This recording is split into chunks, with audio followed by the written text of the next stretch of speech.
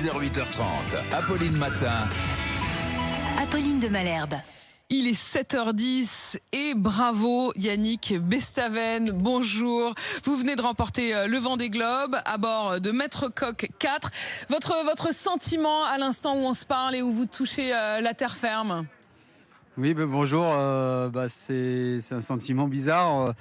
On vient de passer 80 jours de solitude sur nos bateaux et de se retrouver là, vainqueur du Vendée Globe, avec les feux d'artifice.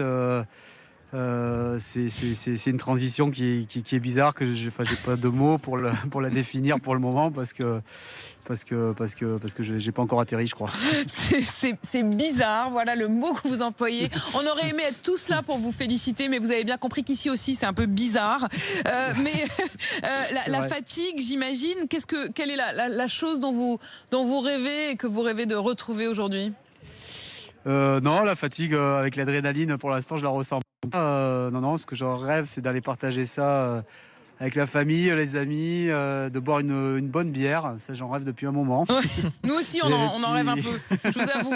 Vous allez voir, c'est plus compliqué que ça, mais elle est là, la bière, tout de même. C'est ce que je disais, je suis arrivé à l'heure de fermeture des boîtes de nuit, mais bon, tant pis, on va se rattraper autrement. Vous avez eu le feu d'artifice et vous avez eu des lumières magnifiques. Un mot quand même aussi sur votre sentiment pendant la course, Yannick Bestaven. On sait que vous avez beaucoup travaillé le mental, c'est ce que vous dites, c'était vraiment une des choses très importantes pour vous.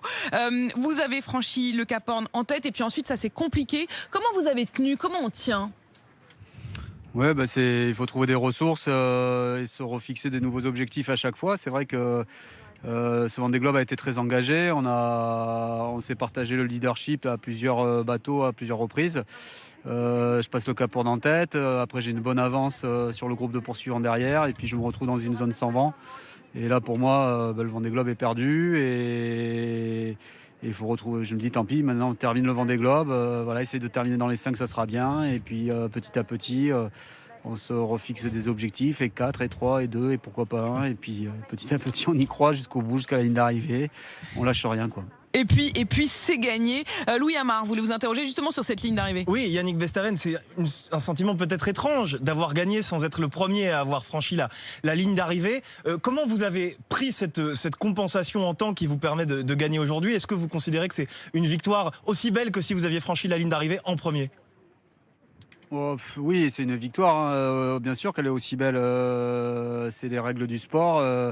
Il y a de la compensation. Lorsqu'on s'est détourné pour aller chercher Kevin qui était dans son radeau de survie, on a passé beaucoup de temps à scruter la mer toute la nuit, à remonter face au vent dans 6 mètres de creux pendant que les autres continuaient leur course. Donc c'est normal qu'on ait cette compensation et c'est la règle du sport. Et puis voilà, tant mieux. Charlie a connu la joie de couper la ligne le premier, et moi j'ai la joie de gagner le Vendée Globe en temps compensé. Donc on est tous les deux bien servis, et puis voilà, il n'y a pas de polémique à avoir là-dessus. Moi je suis content de la victoire, et je reviendrai peut-être dans 4 ans pour essayer de couper en premier en temps réel.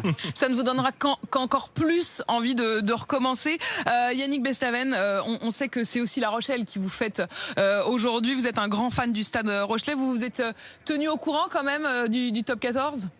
Ah bah oui, carrément, bien sûr, ouais. je suis le Stade Rochelais à fond, et je sais qu'ils ont gagné contre Bayonne leur dernier match, et j'ai déjà mes places pour la finale à Paris du top 14. Ça veut dire que même en mer, effectivement, même loin de tout, il y a quand même des choses, il y a quand même des priorités et des choses sur lesquelles vous n'avez pas lâché. Merci beaucoup Yannick Bestaven de nous avoir réservé ces mots ce matin sur RMC. Félicitations à vous, vraiment magnifique. 7h14.